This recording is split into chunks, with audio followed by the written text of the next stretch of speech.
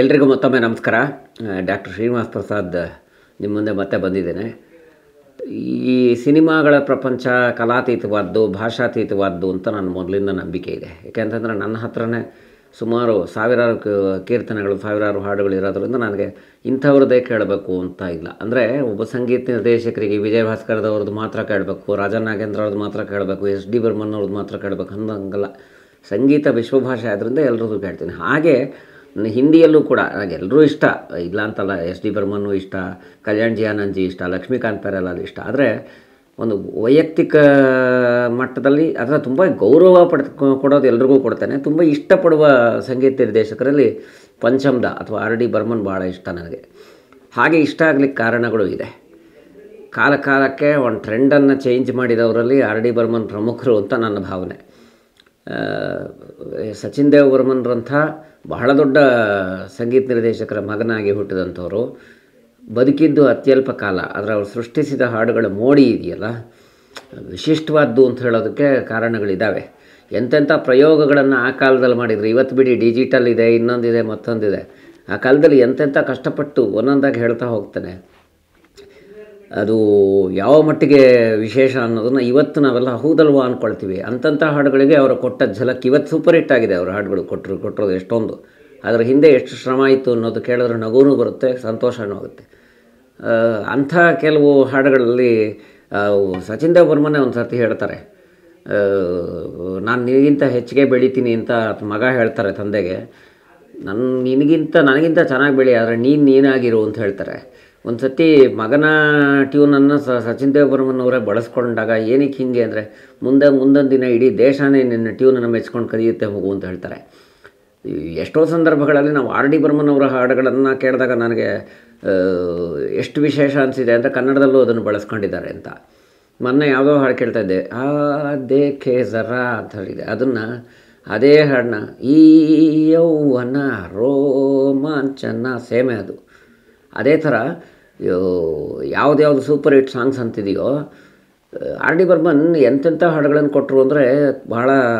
ಶಮಿ ಕಪೂರ್ ಅವ್ರ ಕಾಂಬಿನೇಷನಲ್ಲಿ ಯಾವಾಗಲೂ ಶಂಕರ್ ಜೈಕಿಶನ್ ಇರೋರು ಒಂದು ಕಾಂಬಿನೇಷನ್ ಅದು. ಶಂಕರ್ ಜೈಕಿಶನ್ನು ಮತ್ತು ಶಮಿ ಕಪೂರ್. ತೀಸ್ರಿ ಮಂಜಿಲ್ ಅನ್ನೋ ಸಿನಿಮಾಗೆ ನಾಜೀರ್ ಹುಸೇನ್ ಏನು ಮಾಡ್ತಾರೆ, ಆರ್ ಡಿ ಬರ್ಮನ್ನ ಮ್ಯೂಸಿಕ್ ಡೈರೆಕ್ಟರ್ ತಗೊಳ್ತಾರೆ. ಸಿಟ್ಟು ಬಂದುಬಿಡುತ್ತೆ ಶಮಿ ಕಪೂರ್ಗೆ, ಇದು ಯಾಕೆ ನಾನು ಹಿಟ್ ಕಾಂಬಿನೇಷನ್ ಚೇಂಜ್ ಮಾಡಿದೆ ಹಾಗೆ ಹಿಂಗೆ ಅಂತ ಬರ್ತಾರೆ. ಫಸ್ಟು ಹಾಡುಗಳನ್ನು ಕೇಳಪ್ಪ ಅಂದ್ಬಿಟ್ಟು ಹಾಡುಗಳನ್ನ ಹಾಕ್ತಾರೆ ಆರ್ ಡಿ ಬರ್ಮನ್. ಓ ಹಸೀನಾ ಜುಲ್ಫ ವಾಲಿ ಜಾನೆ ಜಹ ಅದು. ಆಮೇಲೆ ಅದೇ ಸಿನಿಮಾದ ಓ ಮೇರೆ ಸೋನಾರೆ ಸೋನಾರೆ ಸೋನಾರೆ ಇದನ್ನೆಲ್ಲ ಕೇಳಿಬಿಟ್ಟು ಯಾವ ಸಂಗೀತ ನಿರ್ದೇಶಕನ ಬಗ್ಗೆ ಕೋಪ ಮಾಡ್ಕೊಂಡು ಬಂದಿದ್ರು ಅದೇ ಶಮಿ ಕಪೂರ್ ಮೇಜ್ ಕೊಟ್ಬಿಟ್ಟು ಈ ವರ್ಷ ಸೂಪರ್ ಹಿಟ್ ಆಗುತ್ತೆ ಈ ಹಾಡುಗಳು ಅಂತ ಥ್ಯಾಂಕ್ಸ್ ಹೇಳಿಬಿಟ್ಟು ಹೋಗ್ತಾರೆ ಆರ್ ಡಿ ಬರ್ಮನ್ಗೆ. ಇದು ಅವರ ಸಣ್ಣ ಝಲಕ್. ಅದರ ಜೊತೆಗೆ ಆರ್ ಡಿ ಬರ್ಮನ್ ಅವರಲ್ಲಿ ಇದ್ದ ವಿಶೇಷ ಗುಣ ಏನು ಅಂತಂದರೆ, ಒಂಥರ ಬ್ಲೆಂಡಿಂಗ್ ಆಫ್ ಬೋತ್ ಅಂತ. ಒಂದು ಫೋಕ್ ಟ್ಯೂನ್ಸು, ವೆಸ್ಟ್ರನ್ನು ಎಲ್ಲವನ್ನೂ ತಂದಂಥವ್ರು ಅವರು. ನೀವು ಅವರ ಹಾಡುಗಳನ್ನು ಗಮನಿಸಿದ್ರೆ ಭಾಳ ಸ್ಪಷ್ಟ ಇದೆ ಅದು. ಅವರಿಗೆ ಹೆಸರು ತಂದಂಥ ಎಷ್ಟೋ ಹಾಡುಗಳು ನಿಮ್ಗೆ ಆಶ್ಚರ್ಯ ಆಗ್ಬೋದು. ಚಿಂಗಾರಿ ಕೊಯಿ ಬಡಕೆ ಅಂತಿದೆಯಲ್ಲ ಅಮರ್ ಪ್ರೇಮ್ದು, ಅದು ಭೈರವಿ ರಾಗದಲ್ಲಿರೋದು. ಅದನ್ನು ನುಡ್ಸೋಕ್ಕೆ ಅಸಿಸ್ಟೆಂಟ್ ಹೇಳಿದಾಗ ಯಾವುದೋ ಒಂದು ಸ್ವರ ಸ್ವಲ್ಪ ಚೇಂಜ್ ಆಗಿಬಿಡುತ್ತೆ. ಬಟ್ ಆರ್ ಡಿ ಬರ್ಮನ್ ಬೈಯೋದಿಲ್ಲ, ಇದೇ ಇಟ್ಕೊಳ್ಳೋಣ ಅಂಥೇಳಿ ಸ್ವಲ್ಪ ತಪ್ಪಾದ ಸ್ವರದ ಜೋಡಣೆ ಇಟ್ಕೊಂಡು ಅದನ್ನು ಮಾಡ್ತಾರೆ. ಒಂದೇ ಭೈರವಿ ಸಾಗರಲ್ಲೂ ಮಾಡಿದ್ದಾರೆ. ಚೆಹರಾ ಹೇ ಯಾ ಚಾಂದ್ ಕಿಲಾ ಹೇ ಜುಲ್ಫ್ ಗನೇರಿ ಶ್ಯಾಮ, ಅದು ಕೂಡ ಭೈರವಿನೇ. ನನಗೆ ವಿಶೇಷ ಇರಲಿ ಅನಿಸೋದು ಅಂದರೆ ಅವ್ರು ಮಾಡಿರುವ ಪ್ರಯೋಗಗಳು. ಡಾರ್ಲಿಂಗ್ ಅಂತ ಒಂದು ಸಿನಿಮಾ ಇದೆ, ಡಾರ್ಲಿಂಗ್ ಅಂತ. ಅದರಲ್ಲಿ ರಾತ್ ಗೈ ಬಾತ್ ಗೈ ಅಂತ ಒಂದು ಹಾಡಿಗೆ ಅವ್ರು ಎಷ್ಟು ಚೆನ್ನಾಗಿ ಮಾಡಿದ್ದಾರೆ. ಅದನ್ನು ಮುಂದ್ಗಡೆ ಮೈಕ್ ಇಟ್ಕೊಂಡು ಒಬ್ಬ ಅಸಿಸ್ಟೆಂಟನ್ನು ಅಮೃತ್ ರಾವ್ ಅಂತ ಅಸಿಸ್ಟೆಂಟ್ ಅವ್ರ ಶರ್ಟ್ ಬಿಚ್ಚಿ ಅದನ್ನು ಚೆನ್ನಾಗಿ ಗುದ್ದಿ ಸೌಂಡನ್ನು ಕ್ರಿಯೇಟ್ ಮಾಡಿದವರು. ಎಂತೆಂಥ ಪ್ರಕ್ಷುಬ್ಧ ಸಂದರ್ಭಗಳಲ್ಲಿ ಸೂಪರ್ ಹಿಟ್ ಸಾಂಗ್ಸ್ ಕೊಟ್ಟಿದ್ದಾರೆ ಅಂತ. ಮಧ್ಯಮಾವತಿ ಮಧುಮತ್ ಸಾರಂಗ್ ಅಂತ ಕರಿತೇವೆ, ಅಂಥ ರಾಗದಲ್ಲಿದೆ ಅದು ಒಂದು ಹಾಡು. ರಾಜೇಶ್ ಖನ್ನಾ ಮತ್ತು ಝೀನತ್ ಅಮಾನ್ ಸಿನಿಮಾ ನಾಯಕಿ. ಲತಾ ಮಂಗೇಶ್ಕರ್, ಕಿಶೋರ್ ಕುಮಾರ್ ಬಹಳ ಬ್ಯುಸಿ ಆ ಹಾಡಿನ ರೆಕಾರ್ಡಿಂಗ್ ಟೈಮಲ್ಲಿ. ಬಟ್ ಅವತ್ತೇನು ಅಂದರೆ ವಾದ್ಯಗಾರ ಸ್ಟ್ರೈಕು, ಯಾರೂ ಬರೋಂಗಿಲ್ಲ. ಹಾಡು ರೆಕಾರ್ಡ್ ಆಗಬೇಕು. ಏನು ಮಾಡಬೇಕು? ಆರ್ ಡಿ ಬರ್ಮನ್ ಎಷ್ಟು ಚಾಲಾಕಿ, ಎಷ್ಟು ಬುದ್ಧಿವಂತರು ಅಂದರೆ, ಸರಿ ರೆಕಾರ್ಡಿಂಗ್ ಮಾಡೋಣ ಅಂತ ಹೇಳ್ತಾರೆ. ಭಾಳ ಕಡಿಮೆ ವಾದ್ಯಗಳನ್ನ ಇಟ್ಕೊಂಡು ಬಹಳ ಬಹಳ ಕಡಿಮೆ ವಾದ್ಯಗಳನ್ನ ಇಟ್ಕೊಂಡು ಕಿಶೋರು ಲತಾ ವಾಯ್ಸ್ನ ಹೈ ಟೆಂಪೋಲಿ ಇಟ್ಕೊಂಡು one of the most beautiful romantic hit ಕೊಟ್ಟರು. ಆ ಹಾಡು ಆಶ್ಚರ್ಯ ಆಗುತ್ತೆ. ವಾದ್ಯಗಾರರ ಸಂಖ್ಯೆ ಕಡಿಮೆ, ಮುಷ್ಕರ ಆವತ್ತು. ಹಮ್ ದೋನೋ ದೋ ಪ್ರೇಮಿ ದುನಿಯಾ ಚೋಡ್ ಚಲೆ, ಹೈ ಟೆಂಪೋ ಇಬ್ಬರದು, ಅದು ನಮ್ಮ ಕಿಶೋರು ಲತಾದು. ಬಟ್ ವಾದ್ಯಗಾರರ ಮುಷ್ಕರ ಇದ್ದಿದ್ದರಿಂದ ವಾದ್ಯಗಾರರ ಸಂಖ್ಯೆ ಕಡಿಮೆ. ಆಮೇಲೆ ಇನ್ನೊಂದು ಮಾಸ್ಟರ್ ಜಿ ಕಿ ಆಗೈ ಚಿಟ್ಟಿ ಅಂತ ಒಂದು ಹಾಡಿದೆ. ಇವತ್ತು ಪದ್ಮಿನಿ ಕೊಲ್ಹಾಪುರ ನಟಿ ಎಲ್ಲ ಇದ್ದಾರಲ್ಲ, ಅವರುಗಳೆಲ್ಲ ಹಾಡಿದ್ದದು. ಕಿತಾಬ್ ಅಂತ ಸಿನಿಮಾ ಹೆಸರು. ಅವಾಗ ಏನು ಮಾಡಿದ್ರು ಗೊತ್ತಾ, ಮಕ್ಕಳದಲ್ವ ಅದು, ಮಾಸ್ಟರ್ ಜಿ ಕಿ ಆಗೈ ಚಿಟ್ಟಿ. ಅದಕ್ಕೆ ಬೆಂಚ್ಗಳು, ಸ್ಕೂಲ್ ಬೆಂಚ್ಗಳು ಇರುತ್ತಲ್ಲ, ಅದನ್ನು ಕುಟ್ಟಿ ಮ್ಯೂಸಿಕ್ ಕೊಟ್ಟಿದ್ದು. ಇವತ್ತು ಬಹಳ ಪ್ರಸಿದ್ಧವಾದ ಹಾಡು, ಇವತ್ತಿಗೂ ಮೈ ನವಿರೇಳಿಸುವಂತಹ ಹಾಡು ಅಂತಂದರೆ ವಿಜಯ್ ಅರೋರಾ ಮತ್ತು ಝೀನತ್ ಅಮಾನ್ ಅಭಿನಯದಲ್ಲಿರುವಂಥ ಯಾದೋನ್ ಕಿ ಬಾರಾತ್ ಚಿತ್ರದ ಒಂದು ಹಾಡು.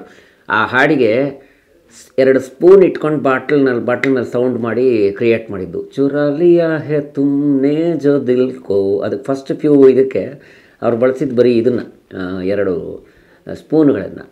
ಆಮೇಲೆ ಬೀರ್ ಬಾಟ್ಲನ್ನು ಊದ್ಬಿಟ್ಟು ಮೆಹಬೂಬಾ ಮೆಹಬೂಬಾ ಮೆಹಬೂಬಾ ಮೆಹಬೂಬಾ ಅಂತ ಶೋಲೆಯಲ್ಲಿ ಇದೆಯಲ್ಲ, ಅದನ್ನು ಮಾಡಿದರು. ಇದಕ್ಕಿಂತ ಹೆಚ್ಚಾಗಿ ತುಂಬ ಇಷ್ಟವಾದ ಹಾಡು ಅಂತಂದರೆ ಅಗರ್ ತುಮ್ನ ಹೋತೆ ಅಂತ ಒಂದು ಸಿನಿಮಾ ಇದೆ, ರಾಜೇಶ್ ಖನ್ನಾ ಮತ್ತು ರೇಖಾ. ಭಾಳ ಒಳ್ಳೆಯ ಹಾಡುಗಳಿವೆ ಅದರಲ್ಲಿ. ಹಮೇ ಅವರು ಚೀನೆ ಕಿ ಚಾಹತ್ನ ಹೋತೆ ಅಂತೆಲ್ಲ ಹಾಡಿದೆ. ಅದೇ ಸಿನಿಮಾದಲ್ಲಿ ಧೀರೆ ಧೀರೆ ಜರಾ ಜರಾ ಅನ್ನೋ ಹಾಡು ಬಂದಾಗ ಎಂಥ ಕ್ರಿಯಾಶೀಲ, ಎಷ್ಟು ಮೇಧಾವಿ ಅಂದರೆ ಆರ್ ಡಿ ಬರ್ಮನ್ ಕೀ ಚೈನ್ಗಳನ್ನು ಬಳಸಿ ಮ್ಯೂಸಿಕ್ ಮಾಡಿರೋದು ಇದಕ್ಕೆ. ಧೀರೆ ಧೀರೆ ಜರಾ ಜರಾ ಅನ್ನೋದು. ರೇಖಾ ನೀವು ನೋಡ್ಬೋದು, ರೇಖಾ ಅದರಲ್ಲಿ ಜ್ಯುವೆಲ್ರಿಗಳ ಸೌಂಡ್ ಮಾಡ್ತಾರೆ ಆ ಎಫೆಕ್ಟ್ ಬರಲಿ ಅಂತ. ಅದು ಆ್ಯಕ್ಚುಲಿ ಕೀ ಚೈನ್ಗಳನ್ನು ಬಳಸ್ಕೊಂಡು ಮಾಡಿರೋದು. ಇದು ಆರ್ ಡಿ ಬರ್ಮನ್ ಸ್ಟೈಲು. ಆಮೇಲೆ ಆರ್ ಡಿ ಬರ್ಮನ್ಗೆ ಏನಂತಂದರೆ ಈ ಪೆಪ್ಪಿ ಸಾಂಗ್ಸ್ ಅಂತ ಬರುತ್ತೆ, ಅದು ಸ್ಪೆಷಲ್ಲಾಗಿ ಕೊಟ್ಬಿಟ್ಟಿದ್ದಾರೆ, ಸಿಕ್ಕಾಪಟ್ಟೆ ಕೊಟ್ಟಿದ್ದಾರೆ. ಹಾಗೆ ಕೊಟ್ಟಾಗ ಎಷ್ಟು ಸಮರ್ಥರು ಅಂತಂದರೆ R D Burman silent songs ಕೊಡೋದ್ರಲ್ಲೂ ಎಕ್ಸ್ಪರ್ಟು. ಈ ಸೈಲೆಂಟ್ ಬರೀ ಪೆಪ್ಪಿ ಸಾಂಗ್ಸ್ ಕೊಡ್ತಾರೆ ಅಂತಲ್ಲ, ವಾಸ್ತವದಲ್ಲಿ ಅತ್ಯಂತ ಮಾದಕ ಗೀತೆಗಳಲ್ಲಿ ಒಂದು ಅಂತಾಗಿರುವ ಹರೇ ರಾಮ ಹರೇ ಕೃಷ್ಣಲ್ಲಿ ದಮ್ಮರೇ ದಮ್ ಇವತ್ತಿಗೂ ಹುಚ್ಚೆಬ್ಸೋ ಹಾಡು. ಅದು ಎಷ್ಟು ಪಾಪ್ಯುಲರ್ ಆಯಿತು ಅಂದರೆ ದೇವಾನಂದ್ ಅಂದ್ಕೊಂಡ್ರಂತೆ, ಅಪ್ಪ ಇಷ್ಟುದ್ದ ಇದೆಯಲ್ಲಪ್ಪ, ಇದೊಂಚೂರು ಕಟ್ ಮಾಡಿಬಿಡೋಣ ಅಂತ. ಅಷ್ಟರ ಮಟ್ಟಿಗೆ. ಅದೇ ಸಿನಿಮಾದಲ್ಲಿ ಇನ್ನೊಂದು ಪ್ರಯೋಗ ಮಾಡಿದ್ದಾರೆ, ಕಾಂಚಾರೆ ಕಾಂಚಾರೆ ಕಾಂಚಾರೆ ಕಾಂಚಾರೆ ಹಾಡಿದೆಯಲ್ಲ, ಅದು ರೆಕಾರ್ಡಿಂಗ್ ಮಾಡೋ ಟೈಮಲ್ಲಿ ನೀವು ಗಮನಿಸ್ಬೋದು ಆ ಹಾಡನ್ನ. ಕಿಶೋರ್ ಕುಮಾರ್ ವಾಯ್ಸ್ ಇದೆ, ಇನ್ಸ್ಟ್ರೂಮೆಂಟಲ್ ವಾಯ್ಸ್ ಇದೆಯಲ್ಲ, ಆರ್ಕೆಸ್ಟ್ರೈಸೇಷನ್ ಅದು ಜಾಸ್ತಿ ಇದೆ. ಲತಾ ವಾಯ್ಸು ಕಡಿಮೆ ಇದೆ, ಲತಾ ಮಂಗೇಶ್ಕರ್ ಅವ್ರದ್ದು. ಯಾಕೆ ಗೊತ್ತಾ, ಗಂಟ್ಲು ತುಂಬ ಕೆಟ್ಟಿತ್ತು ಅವ್ರಿಗೆ. ಆದರೂ ನೀವು ವಾಯ್ಸಲ್ಲೇ ಕಂಡುಹಿಡಿಬೋದು, ಗಂಟ್ಲು ತುಂಬ ಕರ್ಕಶವಾಗಿ ಗಂಟ್ಲು ಕಟ್ಟಿದ್ರಿಂದ ಆ ವಾಯ್ಸನ್ನ ಕಡಿಮೆ ಯೂಸ್ ಮಾಡಿಕೊಂಡು ಮ್ಯೂಸಿಕಲ್ ಎಫೆಕ್ಟ್ ಕೊಟ್ಟವರು ಆರ್ ಡಿ ಬರ್ಮನ್. ಆಮೇಲೆ ನಾನು ಯಾಕೆ ಹೇಳಿದೆ ಅಂದರೆ ಭರ್ಜರಿಯಾದಂಥ ಮಾದಕ ಗೀತೆಗಳನ್ನು ಕೊಟ್ಟಂಥ, ಈಗ ಎಂತೆಂಥ ಹಾಡುಗಳು ಕೊಟ್ಟಿದ್ದಾರೆ, ಲೇಕರ್ ಹಮ್ ದೀವಾನದಿಲ್, ಅದೆಲ್ಲ ಅಂಥ ಮ್ಯೂಸಿಕ್ಕನ್ನು ಕೊಟ್ಟಂಥ ನಮ್ಮ ಪಂಚಮ್ದ ಆರ್ ಡಿ ಬರ್ಮನ್ ಎಷ್ಟು ಚೆನ್ನಾಗಿ ಮಾಡಿದ್ದಾರೆ ಗೊತ್ತಾ. ಸೈಲೆಂಟ್ ಸಾಂಗ್ ಅಂತ ನನಗೆ ಖುಷ್ಬು ಅಂತ ಒಂದು ಸಿನಿಮಾ ಬಂತು. ಖುಷ್ಬು ಅನ್ನೋ ಸಿನಿಮಾದಲ್ಲಿ ಅಫ್ಕೋರ್ಸ್ ಓ ಮಾಚೀರೇನು ಭಾಳ ಸೈಲೆಂಟ್ ಆಗಿರೋ ಹಾಡೇನೆ. ದುಃಖದಲ್ಲಿದ್ದಾಗ ಬಂದಿದ್ದು, ತುಂಬ ದುಃಖದ ಏಕಾಂತದಲ್ಲಿದ್ದಾಗ ಆ ಮ್ಯೂಸಿಕ್ ಮಾಡಿದೆ ಅಂತ ಕೂಡ ಹೇಳ್ಕೊಂಡಿದ್ದಾರೆ ಓ ಮಾಜೀರೆ ಹಾಡು. ಖುಷ್ಬು ಸಿನಿಮಾದಲ್ಲೇ ಇನ್ನೊಂದು ಹಾಡಿದೆ, ಫರೀದಾ ಜಲಾಲ್ ಹೇಮಮಾಲಿನಿ ಬಿಂದಿಗೆ ಇಟ್ಕೊಂಡು ಹೋಗೋದು, ನೀರು ಬಿಂದಿಗೆ ಇಟ್ಕೊಂಡು ಹೋಗೋದು, ಅದು ಫಸ್ಟ್ ಕ್ಲಾಸ್ ಆಗಿದೆ. ಖುಷ್ಬು ಸಿನಿಮಾದ ಹಾಡು ಬೇಚಾರ ದಿಲ್ ಕ್ಯಾ ಕರೆ ಸಾವಂಜಲಿ ಹಂಗೆ ಮಾಡಿದ್ದಾರೆ. ಬಹುಶಃ ಈ ಥರದ ಪ್ರಯೋಗಗಳನ್ನು ಬಹುಶಃ ಈ ದೊಡ್ಡ ಕೋರಸ್ ಇಟ್ಕೊಂಡು ಹಾಡುಗಳನ್ನು ಮಾಡ್ಬಿಡ್ತೀರಾ ಅಂದಾಗೆಲ್ಲ ಎಲ್ಲ ಸಂಗೀತ ನಿರ್ದೇಶಕರು ಕೂಡ ಸೈಲೆಂಟ್ ಸಾಂಗ್ಸನ್ನು ಕೊಟ್ಟಿದ್ದಾರೆ. ಲಕ್ಷ್ಮೀಕಾಂತ್ ಪ್ಯಾರೇಲಾಲು ತೆರೆ ಮೇರೆ ಬೀಚ್ ಮೇ ಅಂತ ಮಾಡಿದಾಗ, ಮತ್ತು ಇದನ್ನು ಮಾಡಿದಾಗ ಸತ್ಯಂ ಶಿವಂ ಸುಂದರಂ ಮಾಡಿದಾಗ 70 ಕೋರಸ್ ಇದ್ರಂತೆ. ಬರೀ ಇವ್ರು ಆ ಥರದ್ದೇ ಕೊಡ್ತಾರೆ ಅಂದರೆ ಹೇಳೋಕ್ಕಾಗಲ್ಲ. ಲಕ್ಷ್ಮೀಕಾಂತ್ ಪ್ಯಾರೇಲಾಲು ಎಂಥ ಸೈಲೆಂಟ್ ಮ್ಯೂಸಿಕ್ ಕೊಟ್ಟಿದ್ದಾರೆ ಗೊತ್ತಾ. ಮೇರೆ ದಿಲ್ ಮೇ ಆಜ್ ಕ್ಯಾ ಹೈ, ಅದು ಲಕ್ಷ್ಮೀಕಾಂತ್ ಪ್ಯಾರೇಲಾಲ್ದು. ಇದೇ ಲಕ್ಷ್ಮೀಕಾಂತ್ ಪ್ಯಾರೇಲಾಲು ಅಭಿನೇತ್ರಿ ಸಿನಿಮಾದಲ್ಲಿ ಕ್ಯಾ ಘಟ ಸಾವರಿ ಅಂತ ಬರುತ್ತೆ, ಅಭಿನೇತ್ರಿ ಸಿನಿಮಾದ್ದು. ಅದನ್ನು ತುಂಬ ಚೆನ್ನಾಗಿ ಕೊಟ್ಟಿದ್ದಾರೆ. ಕಲಾವತಿ ರಾಗದಲ್ಲಿ ಬೇಸ್ ಮಾಡಿರೋದು ಹಾಡು.